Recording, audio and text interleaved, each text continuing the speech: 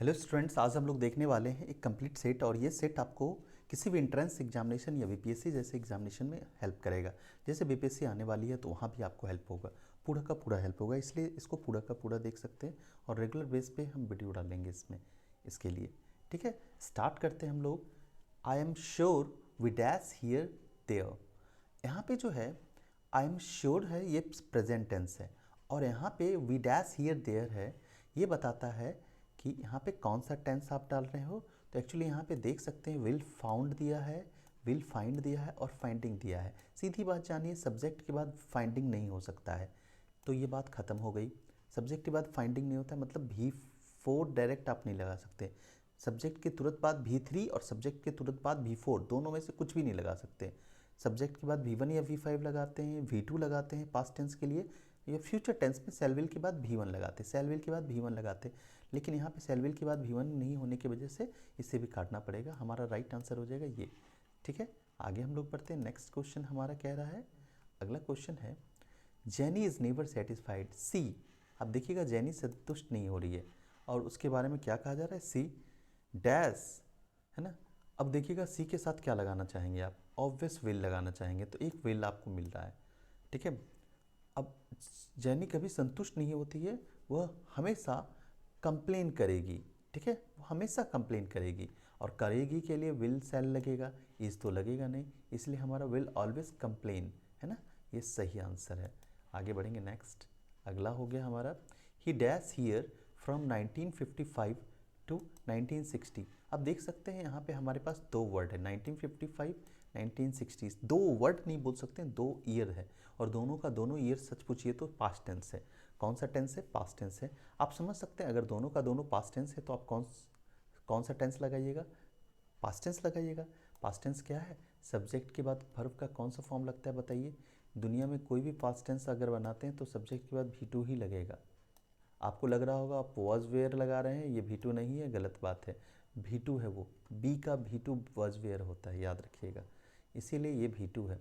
अब V2 इसमें देख सकते हैं कौन है तीनों में, तो हैज़ तो V5 हो जाता है, इज़ आपका V5 होता है, वर्कड जो है V2 है, इसीलिए वर्क लगा है। अगर आपको इसके बारे में पता ना हो तो V1 V2 V3 आप किसी भी बुक से पढ़ सकते हैं, आप KP ठाकुर से भी पढ़ सकते हैं, उसमें मिल जाएगा। KP ठाकुर का एक practical guide for English grammar है, पेज नंबर 101 102 103, तीनों में दिया है वर्ब का first form, second form, third form, उसमें पढ़ सकते हैं आप आगे देख रहे हैं। नेक्स्ट क्वेश्चन है हमारा, we can't do anything if you dash your mind.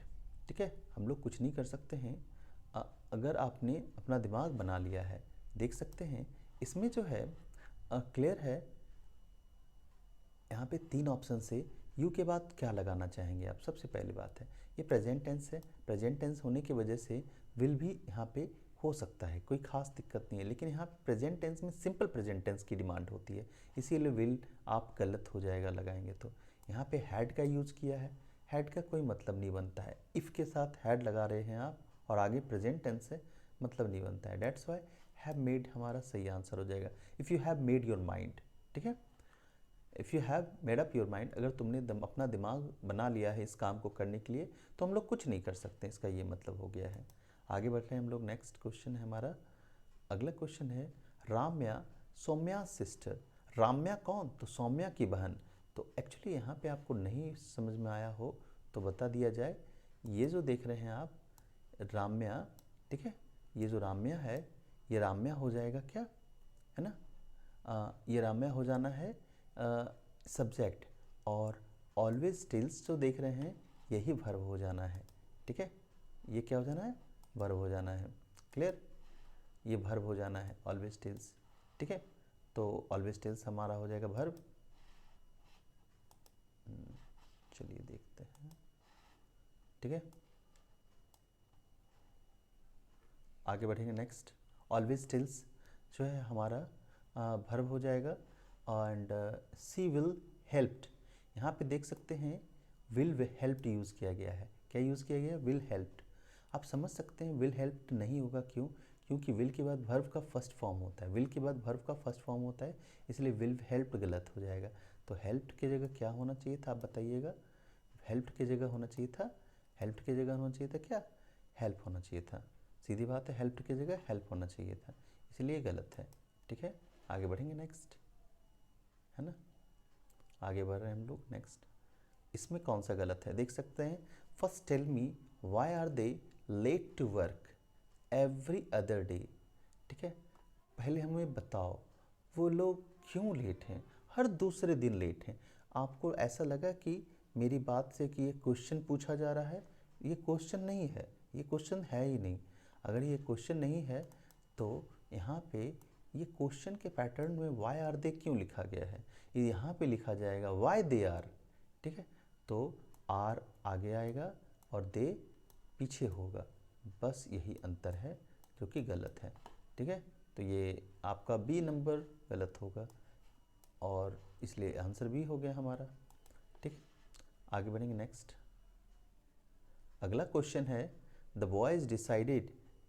ठीक है, लड़कों ने निश्चित किया है, the boys decided to give dash their dad a gift a book titled world history. देखिएगा यहाँ पे एक वर्ड यूज़ किया है बॉयज़। बॉयज़ जो है पॉजेसिव केस है, बॉयज़ कौन सा केस है, पॉजेसिव केस है, और पॉजेसिव केस के आगे दा लगाना एकदम गलत है, सीधी बात है। आप दा नहीं लगा सकते पॉजेसिव केस के पहले। ठीक है, तो दा नहीं लगाना है पॉजेसिव केस के पहले, ये गलत हो जाएगा, समझ गए, समझ रहे हैं आप। यहाँ पे आंसर ए हो जाना है। आगे बढ़ेंगे हम लोग नेक्स्ट क्वेश्चन के लिए। अगला क्वेश्चन है it is a matter of immense honour to receive a MBA degree.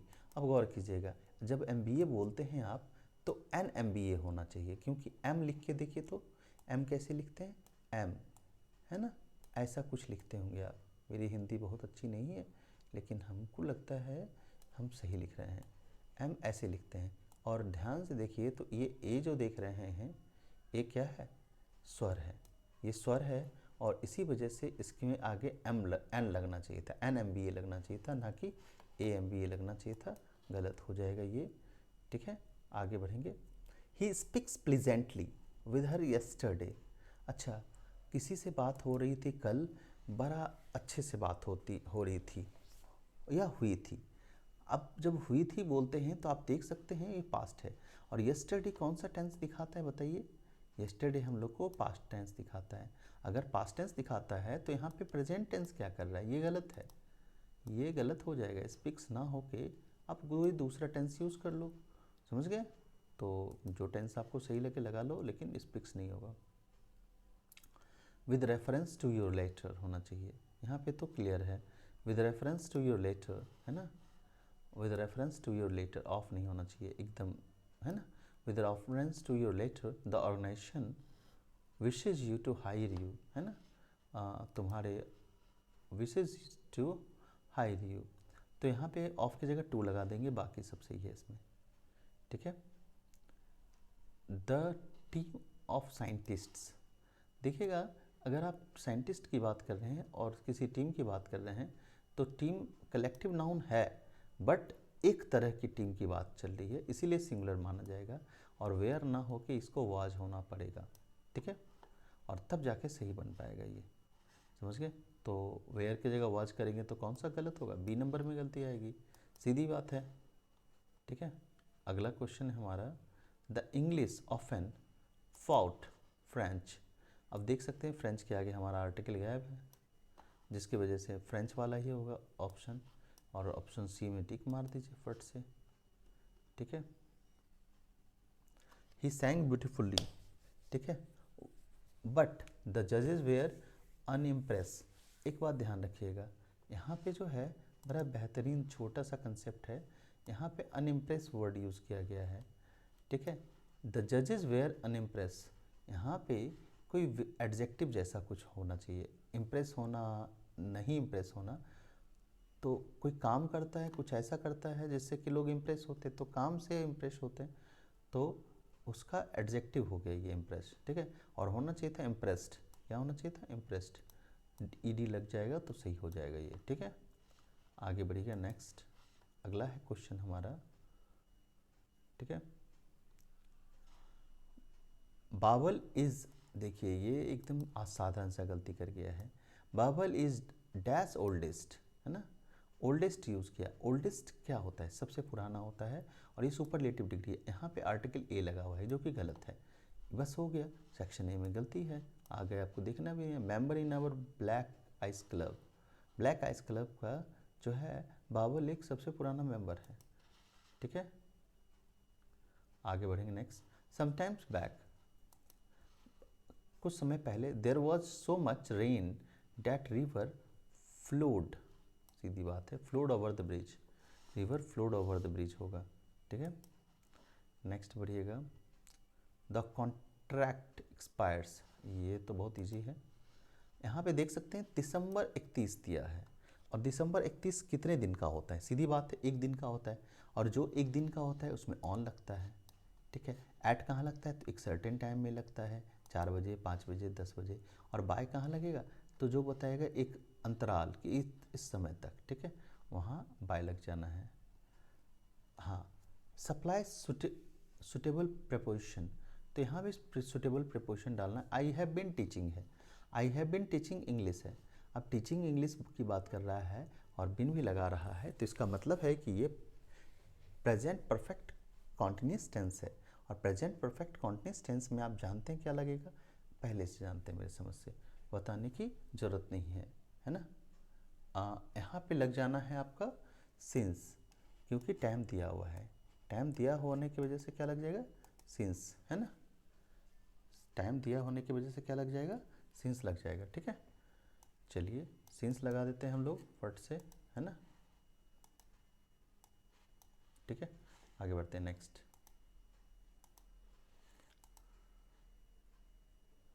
आगे बढ़िएगा, अगला क्वेश्चन है, there was a beautiful lake. ठीक है, अच्छा, there was a beautiful lake dash us in the valley, मतलब हम लोग माउंटेन पे हैं, अभी कहाँ हैं, माउंटेन पे हैं, तब तो हम बोल रहे हैं वैली में बहुत सुंदर है, मतलब हम ऊपर हैं। जब हम ऊपर होते हैं तो नीचे की बात चल रही है वैली की, जिसकी वजह से हाँ बिलो सटीक होगा हमारे लिए। ठीक है, जब हम ऊपर रहेंगे तो बिलो हो जाएगा। हम हमेशा time of place of reference की बात करते हैं। ठीक है, to reach the market go dash the bridge and turn left, बाजार जाने के लिए ब्रिज का रास्ता जाने को बोल रहा है, तो ब्रिज के ऊपर जाते हैं हम लोग हमेशा, है ना, गो ओवर द ब्रिज। ठीक है, तो यहाँ पे ओवर लग जाना है। ठीक है, हिज फेमिलियरिटी, देखिएगा, परिचित होते हैं, किसी जगह से परिचित होते हैं, मिलने के बाद परिचित होते हैं। अगर मिल के परिचित होते हैं तो किसी जगह से, तो उसके साथ रहते हैं आप कुछ समय तक। दैट्स वाई यहाँ पे अमंग लगना नहीं है, विद लगना है। क्या लगना है, विद लगना है ना, विद लगना है। और आपको विद कहीं ऑप्शन ही नहीं है, तो ऑप्शन नंबर क्या हो जाएगा, हाँ बताइए, none of the above, none of the above. ठीक है, अब बताइए इसमें कौन सा वर्ड है, अपोजिट, अपोजिट। अच्छा, अपोजिट मतलब उल्टा लग रहा होगा, लेकिन अपोजिट का मतलब होता है APPOSIT, अपोजिट। ये O पी नहीं है, ये APP है। इसका मतलब होता है एकदम बेस्ट सुटेबल, इसका मतलब होता है सुटेबल या बेस्ट सुटेबल होता है इसका। ठीक है, समझ गए, बेस्ट सुटेबल के लिए ये यूज़ किया जाता है। क्लियर है, चलिए तो हम लोग अब आगे की ओर बढ़ते हैं। अब इसमें बताइए इंटेंसिटी, ऑब्वियस बी नंबर वाला इंटेंसिटी एकदम सही है। ठीक है, बी नंबर की इंटेंसिटी को टिक मारिए और यही सही है। ठीक है, अगला है करेक्ट फॉर्म कौन सा है, अरेंजमेंट का। अरेंजमेंट होता है, और अरेंजमेंट हमें यहाँ दिख रहा है।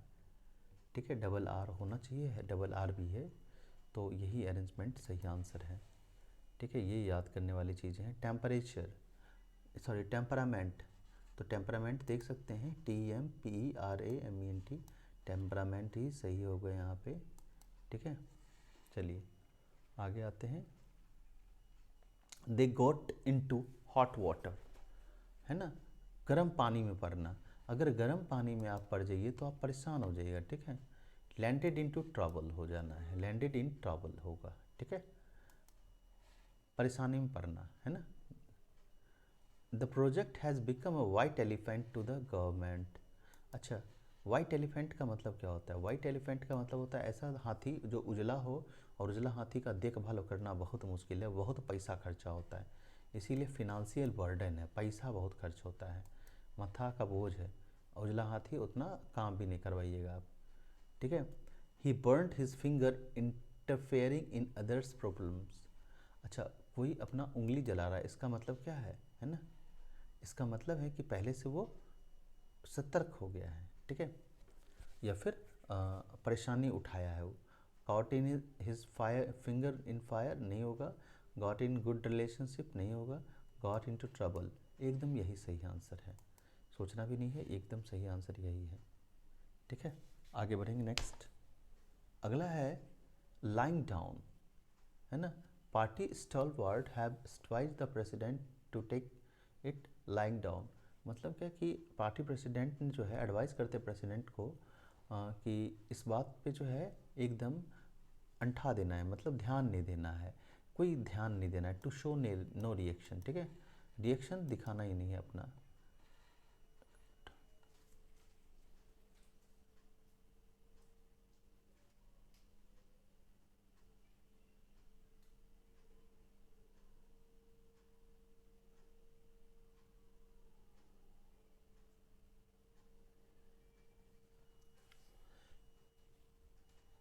ठीक है, to show no reaction.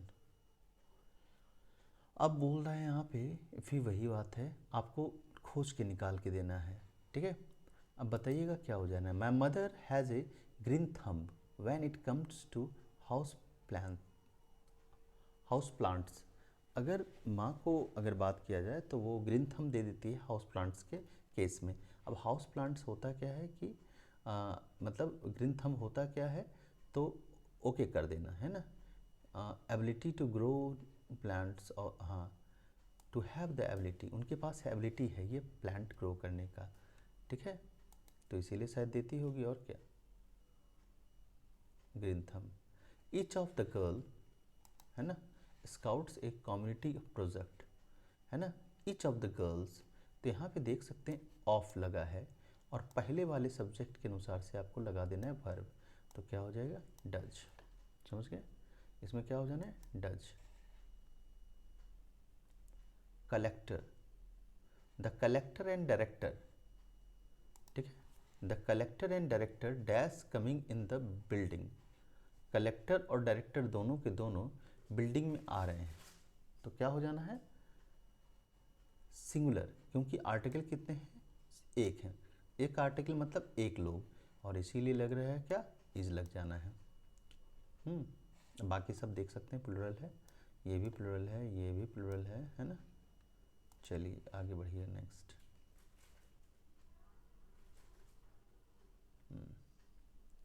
Manoj is one of the few students who passed the examination। अच्छा, बात करें मनोज की तो बहुत कम बच्चा है मनोज के जैसा जो कि परीक्षा पास किया है। तो ऐसा है कि हु यूज किया गया है, हु के पहले स्टूडेंट से उसके अनुसार से वर्ब लग जाएगा। अब बता दीजिए क्या लगना है। स्टूडेंट्स मतलब प्लुरल, अब प्लुरल कौन है, एक ये है प्लुरल, और ये तो है ही नहीं प्लुरल, इसकी बात ख़त्म। यहाँ हैड बीन यूज़ किया गया है, ये भी बात ख़त्म कीजिए, ठीक है। यहाँ पे जो है आप Manoj who passed the examination, उसका असर अभी भी है, इसलिए आप प्रेजेंट टेंस यूज़ करेंगे, हु पास्ट द एग्जामिनेशन, ठीक है। और बिन नहीं लगेगा क्योंकि ये पैसिव नहीं है, ठीक है। तो ऑब्वियस समझ सकते हैं आप, यहाँ पे क्या हो जाना है, तो who have past the examination, ठीक है, समझ गए। तो स्टूडेंट्स आज के लिए इतना ही रहेगा, अगले दिन हम लोग मिलेंगे कुछ नए सेट्स के साथ। अगर आपको सेट समझ में आया हो तो ठीक है, नहीं समझ में आया हो तो हम लोग इसको क्लास में भी कर सकते हैं, ठीक है। इनकेस कोई दिक्कत हो तो आप हमारे नंबर पे मैसेज कर सकते हैं, ठीक है। आज के लिए इतना ही रहेगा, मिलेंगे अगले क्लास में, बाय, सी यू टुमारो। और हाँ, सब्सक्राइब ज़रूर कीजिएगा, शेयर कीजिएगा अपने फ्रेंड्स के साथ। Thank you.